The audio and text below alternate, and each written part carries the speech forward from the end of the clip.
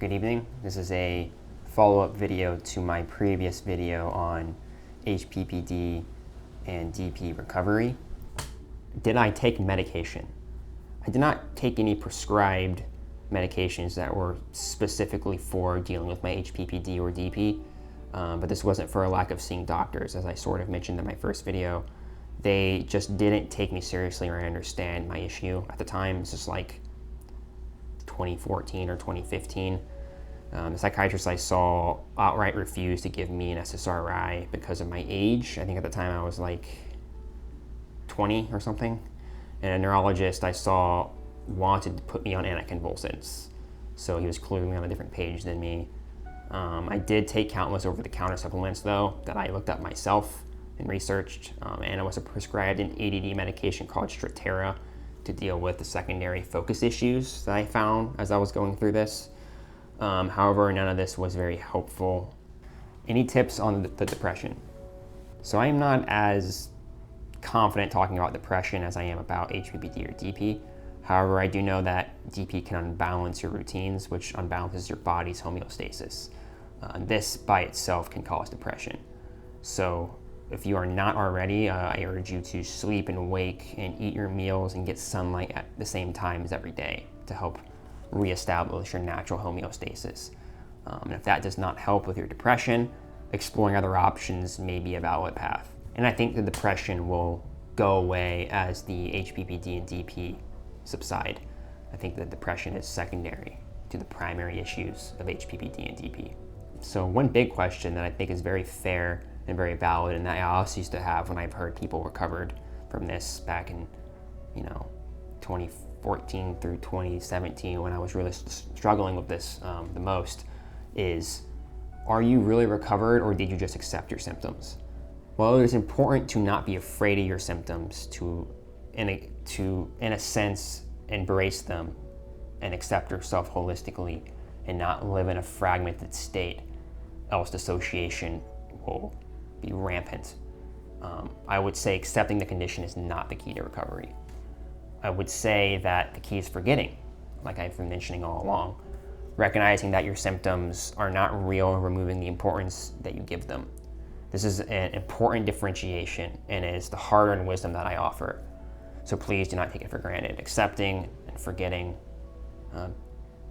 effectively in the way that I'm describing them are not the same thing. How long does recovery take? This is something that I think I touched on as well before, but it's a repeated question. I've gotten it quite a bit in the comments. So I think the best way to answer this is just to be direct and to say that no, you will not just wake up one day and your symptoms will be miraculously gone, like flipping a switch back, which I know is the dream and the great hope when struggling with these conditions. That's just not how we work. Like with pretty much every mental disorder, recovery will occur over time. And for this disorder in particular, in direct proportion with your forgetting and your moving on, which was very gradual for me. And I imagine will be for others like me. Trust me on this. I completely agree.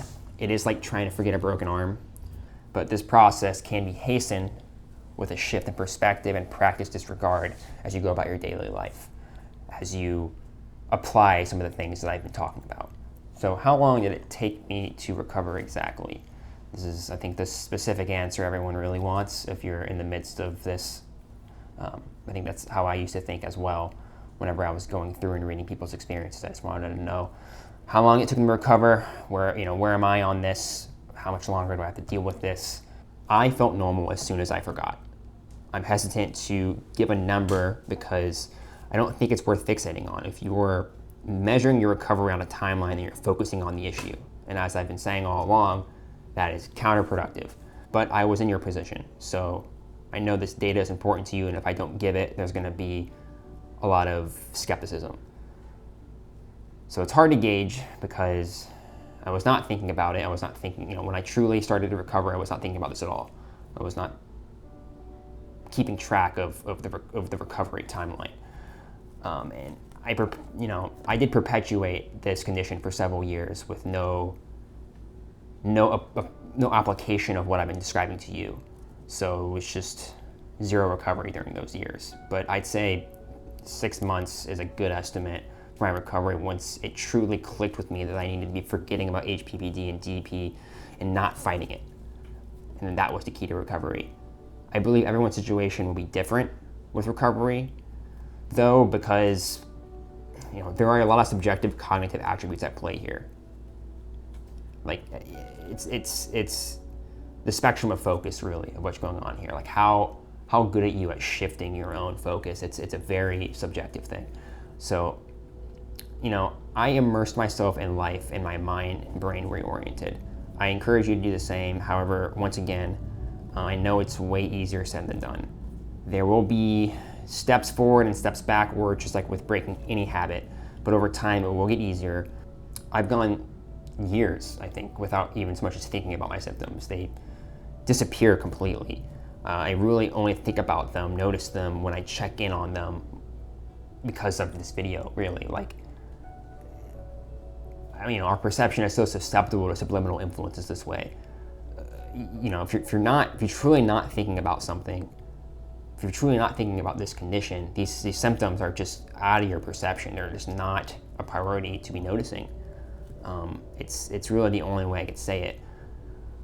So, I'm working on a new video as well, and kind of, in tandem with this one, that might help with keeping a state of mind that best facilitates recovery in the sense that I'm describing.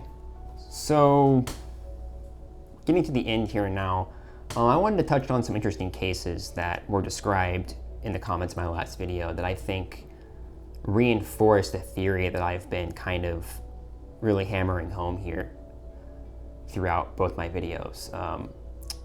After I posted my last video, I got a lot of comments and emails. People shared their full stories about HPPD and DP with me. I was surprised with how many were atypical. There were several cases where someone's symptoms manifested months to years after their drug usage. Several people said they got their HPPD and DP from just marijuana usage. And neural pathways affected by marijuana aren't really connected to the ones affected by shrooms and LSD, and synthetic LSD, the drugs that you typically hear about causing these conditions. And there was someone who emailed me about getting this condition after just a panic attack.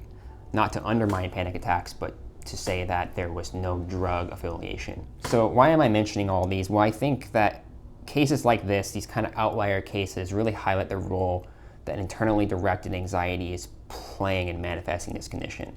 The mind naturally dissociates as a defense mechanism. It shows that the drugs aren't causing this. They're just a common catalyst, but it can be catalyzed, these conditions can be catalyzed through other means. It shows that it's a psychological reaction more than anything else. And I count myself to an extent when I really deep dive into my experience as part of this outlier group of interesting cases as well. At first, my own symptoms were just depersonalization.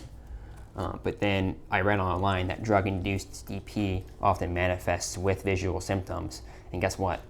I started perceiving those visual symptoms as well. Because I started looking for them. I was like, oh, this is something that I have as well. I was in the midst of the panic and of the hypervigilance and the hypochondria. And sure enough, I was able to notice them, and then they became more and more prevalent. And before I knew it, I couldn't unsee them. And so I think that speaks volumes to how this is a psychological reaction more than anything. So last words, nobody is the same as they were yesterday.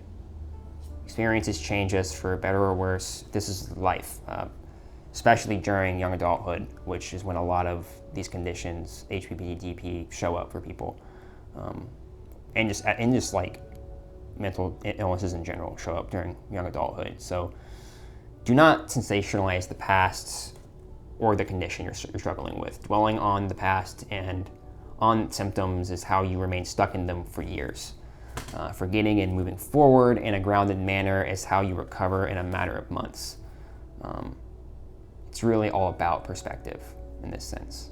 I'll keep making videos. I'm going to keep trying to create a space where people can come who have this and somehow not be triggered, but given hope that they will recover. So this won't be the last year for me.